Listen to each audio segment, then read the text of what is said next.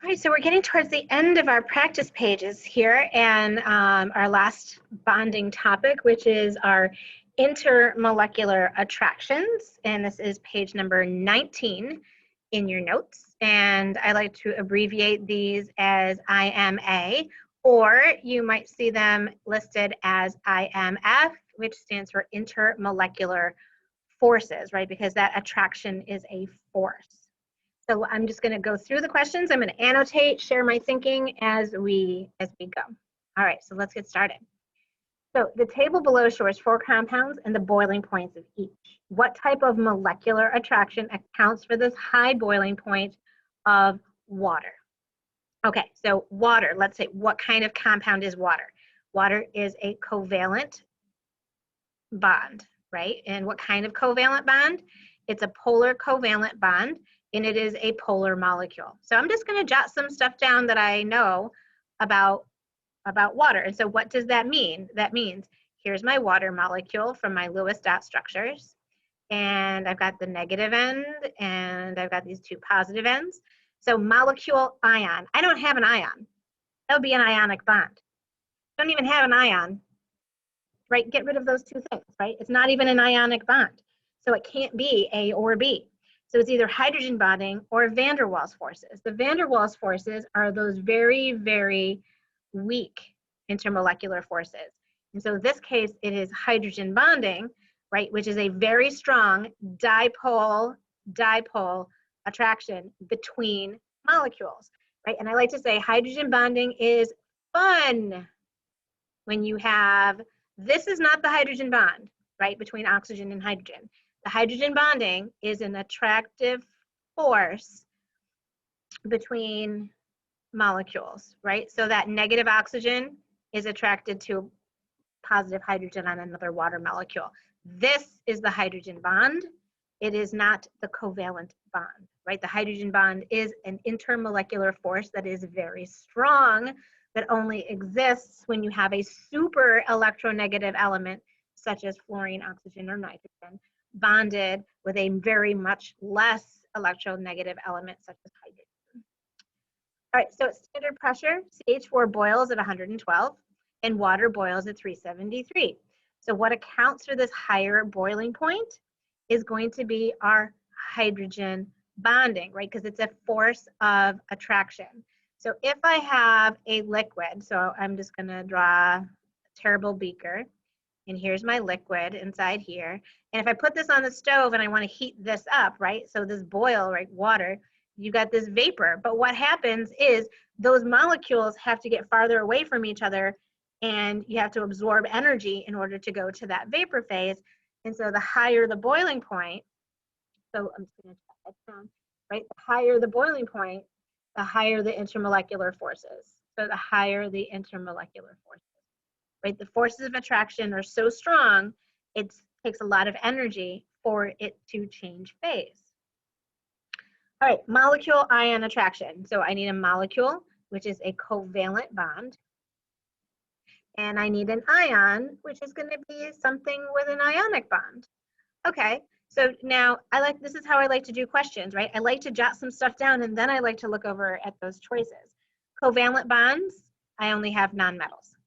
An ionic bond, I have a metal and a non-metal.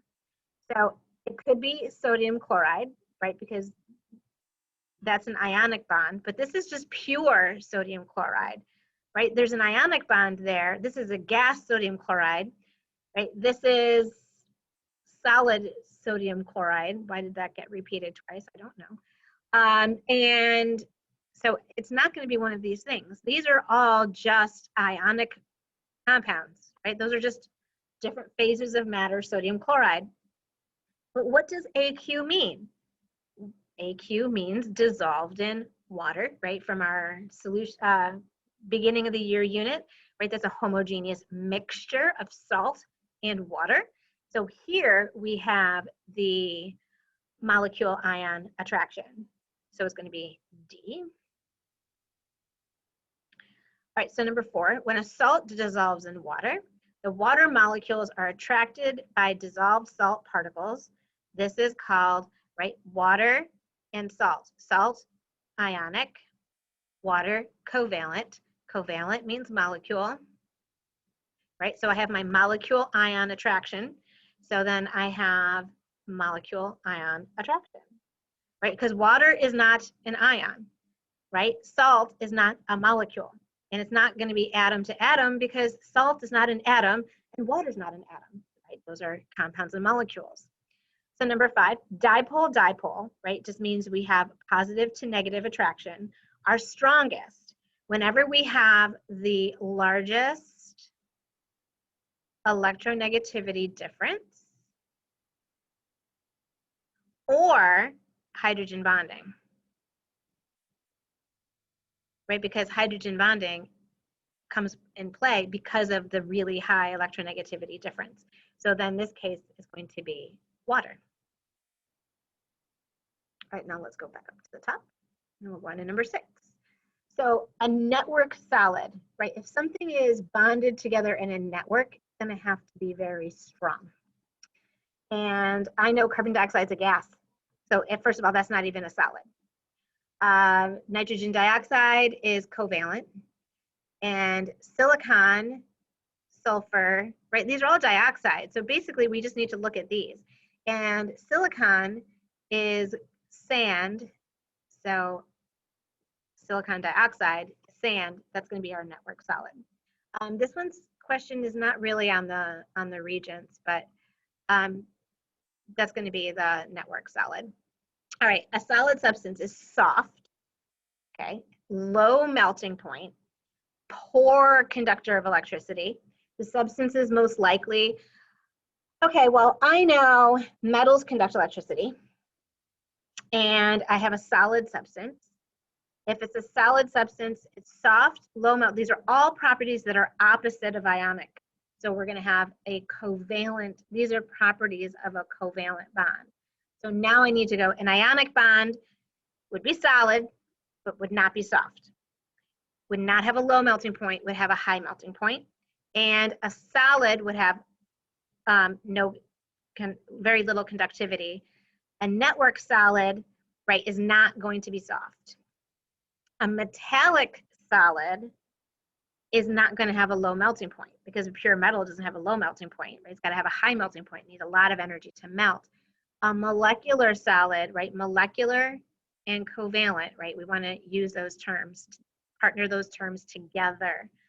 All right, a diamond, supercooled liquid? No. Ionic compound? No. What is a diamond? Carbon. Network solid, right? Carbon is not a metal. It's to the right of the staircase.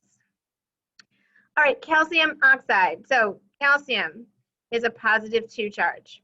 Oxygen, -2 charge from my periodic table, right? 2 valence electrons, 6 valence electrons. So it's an ionic bond. So I'm going to show this ionic bond because it's a metal and a non-metal. I'm going to put the metals are losers. They lose electrons. And I put the charge on the outside, right? It lost 2 valence electrons. And now the non-metals are the winners. So the winners get 8 dots and the charge from the periodic table, or how many dots did it gain from calcium? 2. So now I'm looking for calcium +2, oxygen with all of the dots, and a -2. There we go. This one is wrong because calcium doesn't get the dots. This one is wrong because it's showing sharing of electrons. And I know that this is ionic because it's a metal and a non-metal. So we need to show the transfer, right? Transfer ionic. And I like to look at my capital I like 2 backwards brackets. So I know ionic goes in brackets. And don't worry about the X's and the dots, right? These X's right here are just representing that those are the electrons that came from the calcium. All right, so I need a nonpolar molecule. So now the molecule, this is where I snap. Symmetrical, nonpolar, asymmetrical, polar. A bond, polar, nonpolar, is which 2 elements are getting together. Remember, it's all about the context, right? When we're using polar and nonpolar. The context is the molecule. This is where we talk about the shape. And it's either symmetrical distribution of charge or asymmetrical distribution of charge. So nonpolar means not different. So then that is going to be symmetrical, right? So nonpolar, so I'm looking for something that has more than one line of symmetry. Not symmetrical, right? Just because there's two things on either side doesn't make it symmetrical. It has to be the same things. So this is a polar molecule.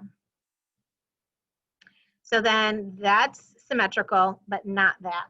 So this is also polar, right? Plus those extra electrons on the top. I have a line of symmetry here and a line of symmetry here. And actually, I also could do a line of symmetry here. I could also do another line of symmetry here. Oh, so beautifully symmetrical. So this is my nonpolar. And now let's just look at our other one. Oh, water, polar bears, a minute. Water, symmetrical this way, but not symmetrical any other way, right? So it's not symmetrical that way or that way, right? So this is a polar molecule. All right, what do we have on our next page? And that wraps up our bonding unit. So I'm gonna just kind of give you some test suggestions. If we're talking about a bond, right, you wanna make sure it's which elements are together, right? If you have two different nonmetals, it is a polar covalent bond. Right? If the question is using polar and nonpolar and it's asking about the molecule, that has to do with the shape, and you should probably draw it.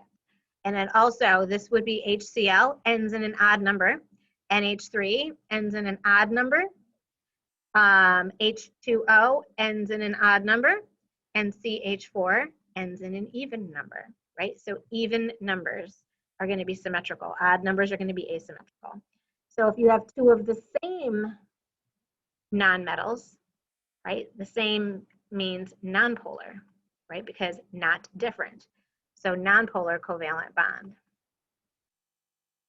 Nonpolar covalent bonds are always going to make nonpolar molecules. And a polar covalent bond can make a polar molecule, such as water, or a nonpolar molecule. It just depends on the shape. All right, and then remember, transfer ionic and covalent is share. And I like to just throw in, I'm just going to put this over here at the top. If you're looking for something that is the most ionic or the most polar, what you want to look for is the largest electronegativity difference, right? Difference means subtract the electronegativities from table S. And if you see the least ionic or the least polar, you want to have the lowest electronegativity difference on table S. Electronegativity is a really very big concept. And then going up here, right, some of the stuff that I wrote down on here, right, that would be important for you to write down as a review. Molecular hydrogen bonding, very strong intermolecular force, right, and only present when there's fluorine, oxygen, or nitrogen bonded to a hydrogen. That creates the attraction between molecules, and the higher the boiling point, the higher the intermolecular forces. And also, if something is a solid, has higher intermolecular forces than something that's a liquid or a gas. All right, so remember, practice, make sure you can draw Lewis dot diagrams, go back and practice those, and do some practice questions. It's the best way to prepare for chemistry. All right, so until our next time together, thank you for joining me, and I'll see you next time. Bye.